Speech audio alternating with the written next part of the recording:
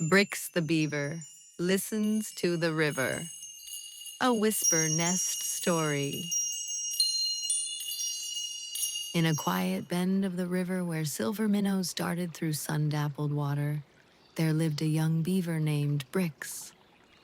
Brix had soft brown fur, webbed feet for swimming, and a wide tail he used like a paintbrush on the water, splashing, steering, and sometimes just making circles when he was thinking. Sometimes he drew loops in the current just to watch the swirls spin out and disappear. He liked to imagine he was painting invisible pictures only the fish could see. His dam sat nestled between two leaning birch trees, where the river curved like a question mark and the light stayed dappled and gold, even on cloudy days. It wasn't much, not compared to the big dams the older beavers built upstream, but it was his, and it was enough. Each morning, Brix woke to the sound of the river humming. It wasn't a loud song, just a low, gentle murmur, like someone remembering something important. Some mornings it was slow and sleepy, like warm tea in a mug. Other times it was quicker and bright, like water laughing as it ran over smooth stones. He would sit very still, paws tucked under his belly, eyes half closed, and listen. Plip plop, swish swirl, hush hush, whispered the water. Somewhere upstream a stick would creak, a leaf would fall. A bird might sing a single sleepy note and then go quiet again. Brix didn't always understand the words, but somehow, deep inside his little beaver heart, he knew what the river meant. He didn't need to name it. The knowing lived in his paws, in the part of him that felt with more than just his ears. Brix was a builder. His paws itched to stack sticks just so, to weave them tight with reeds and mud, not for himself, not just for a cozy home, but because the river asked him to. When the wind was just right, it carried a feeling, like an idea not yet spoken. That's when he knew it was time to gather. You see, when a beaver builds a dam, the river slows. The water spreads out wide like a soft blanket. Ponds bloom where only trickles used to run. And when that happens, things begin to wake up. Dragonflies come first, their wings like glass. Frogs plop onto lily pads and sing funny songs. Grasses wave, turtles sunbathe. The earth drinks deeper. Even seeds that have been sleeping for years, tucked in the dark, forgotten, begin to stir. And underground, the water whispers to roots and seeds. It's safe now. You can grow.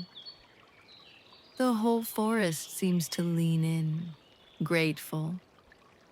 Moss thickens, mushrooms peek up like curious noses, and sometimes, just sometimes, a deer will walk right into the pond for a drink and stand so still, it's hard to tell where the forest ends and the reflection begins. One dusky evening, as the sky turned lavender and the stars peeked through the trees, Brix sat beside his dam and listened again. This time, the river's voice was softer, older. "You are not the first," it murmured. "Others have built here before you, long ago, before you were born, before even your great-great-grand beaver." The words were like wind through old fur, like moss growing over memory. Brix felt a shiver, not of fear, but of knowing. He wasn't building alone. He was building with all the beavers that had come before. Their paws echoed in his. Their work lived in his memory, even if he'd never met them. Their dreams, it seemed, had drifted through the river and into him. He looked around. The pond glowed in the moonlight, reeds swayed without wind, and somewhere in the trees an owl blinked slowly, watching. A hush settled over the woods as if even the stars were listening. Brix dipped his tail in the water and let it swirl gently. The ripples spread wide in every direction, outward, yes, but also backward, like a hello sent down through time. The water held the shapes of those ripples just a moment longer than usual, as if it too were remembering. That night, Brix dreamed. In his dream, the river was a ribbon of light stretching across time. Beavers from long ago paddled beside him, building and laughing. Animals gathered, flowers bloomed. The world felt whole. They didn't speak aloud, but somehow he understood them. Their thoughts reached him like echoes through bark and mud and water. Each dam glowed like a memory. Each pond held a story. And in the dream, Brix felt something beyond his own little paws, a kind of pull, like he was part of a map drawn by every beaver before him. He wasn't just building, he was remembering.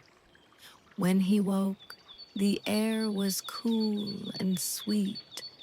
The sky was still purple with stars, but the trees were beginning to yawn, stretching their limbs for morning.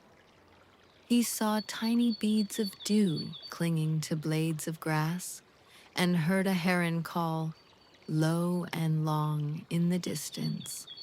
The dam held steady, the water was calm, and Brix got back to work.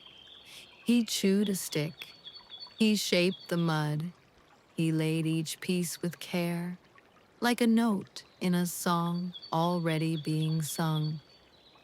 Because sometimes the best way to listen is to build something beautiful in return, to trust the whisper of the water, to remember what your paws already know, to know that even a little beaver in a quiet forest can shape the world just by being exactly who they are. And maybe, just maybe, when the next young beaver sits beside this same bend of the river, they'll hear a faint hum and wonder, who built this place before me?